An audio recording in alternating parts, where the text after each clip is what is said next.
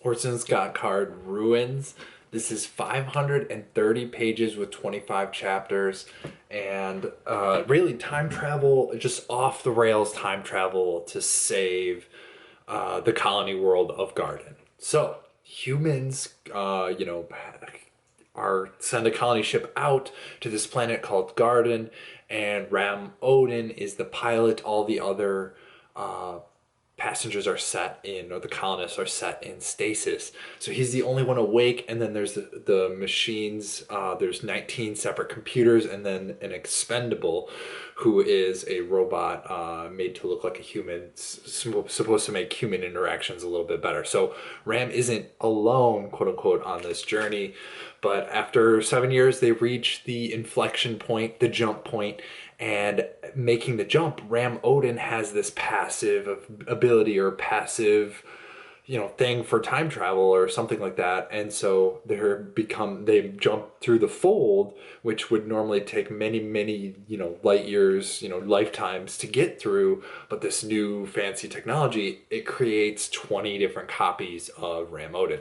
So those were the chapter intros of the first book. And in this second one, it follows a descendant of Ram Odin, Rigg, and his group, who pass through the wall at the end of the last book and meet an expendable on the other side of the wall. We find out that wallfold is empty. All the humans were wiped out. There are these, they call them face masks. It's like a parasite that attaches to the face, covers the face, and gives the wearer an ability to see, hear, just enhanced senses in all forms. But there is kind of a cost. You don't, it covers your eyes completely, and it may not take to you. So you can lose yourself and die in the process of getting a face mask. But if you are able to master the face mask, you get these really cool abilities: enhanced sight, sound, hearing, recall, all that good stuff. So, the expendables, we learned that there's an expendable in every wallfold. There's a spaceship in each wallfold. So all 19 starships that split during the fold jump, they all crashed into the planet to slow the rotation and create an extinction event that made life habitable on Garden for humans. So that's the setting. We now see that Rigg and his crew, who have lived in one wallfold their entire lives, are now visiting this second wallfold. And really, this is the kind of exploration part of it. I mean, there's more. This is a trilogy, but the first one was entirely in Ramfold. This one is in Videshfold. And they go out and discover what is on other wallfolds. They have these gems that control the starships and the knife, and so they end up going to Odinfold and meeting the mice. The mice were able to send back a future book and say, "Hey, guess what? In the future, the destroyers come and wipe out the planet. Make sure this doesn't happen." So there was enough information that they were able to change their ways, and there were 7 or 8 future books. So now, instead of just exploring the wall folds, the goal of the crew is to somehow stop the destroyers from coming.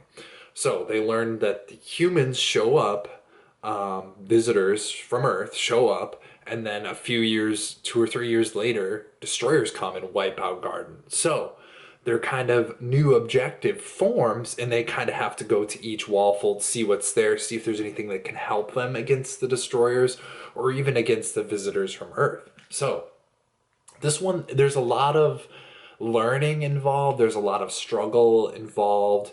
The first book was very clear cut. Here's the enemy in the tent of light. They're trying to, take us out. Let's, rebel against them. This one, the enemy is less well defined, right? Some group of people show up and wipe out the planet. We don't know who, we don't know when, we only know the when, we don't know the why, so there's a lot less known. And yeah, there's the mer people who also have a face mask, but it's a different kind and a different style. So we really learn about more wall folds. And the ruins is a direct reference to Odinfold. They changed their way of life. They were the only wallfold visible from space. They had lights and skyscrapers and stuff. And so when the future books came, they changed their ways, kind of hid underground and all that stuff. So hoping that the destroyers wouldn't see them and, decide to wipe out the planet. I really liked the variety of wallfolds. There was the mer people, the mice, the face masks. It just was really creative in that, they could be just a few miles from each other, but have vastly different lives on this planet. So very cool. There's no moon on Garden. It's a ring like Saturn, and that actually provides light at night. So that was really cool. Nice little twist and take there. Some things I didn't like. It was slower paced. The first book, I always felt like there was some kind of experimenting with the time travel, or some twist or something that kept me hooked. With this one, there were some slow spots that just it just felt like the story wasn't moving as quickly as it could have been. And there are some disagreements among the group. They decide, Rigg is kind of trained to be the leader, or the group leader, but the rest of the group is just kind of like, how, who put you in charge, or at least Umbo is like that. But yeah, so there's disagreements on where to go first, what to do, all that stuff. But Rigg really has the skills to survive. So the group kind of splits and there's some disagreements. And again, that might be part of why it's slower pace, is because there's just so much unknown and unsure on where to go next. So some quotes that I really like. The first one is about assumptions.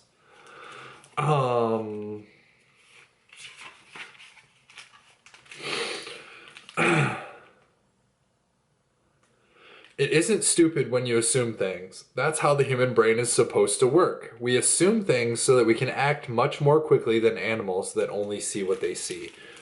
Yeah, assumptions can be wrong, but they also can be a shortcut. So I really liked that, it really saves us some brain processing power, but of course that can backfire in spectacular ways. So, here we go. Rigg says, let's just face that we can't fix every bad thing that ever happened, because every change we make brings about new bad things. Because in the real world, bad things happen, period. That's it. Yeah. So these kids have time travel abilities. They could go back and redo moments and undo things that they knew happened. They can't fix everything. No matter how much time they have, they literally can't fix everything. So it's neat that they have to, one, recognize that, but then two, decide, is this worth going back and fixing? So a lot to put on the shoulders of young adults who, those are big decisions, but good stuff. So this last quote is about focus, and I think it's kind of discussing like what it is to be a human versus an animal. Because you have a human mind, says Loaf, the brain sees all, but the mind has focus. That's our great power, the ability to home in on something and understand its roots. The brain can't do that. But that same focus shuts out things that the brain is constantly aware of. So we don't notice what we can plainly see, and yet we understand things that we can't see. Really cool, really interesting. Lots of philosophy here. It's not quite as action-packed as the first book, but still good. I would recommend this if you enjoyed the first book, Pathfinder. This is a trilogy, so there's one more, Visitors, and it is the conclusion, so nice, neat trilogy package. This is Orson Scott Card, and yeah, if you are okay with time travel and it doesn't hurt your brain, you just kind of go with it sometimes, this book is for you. I enjoyed it, and I look forward to the third one. Remember to buy your books used or digital.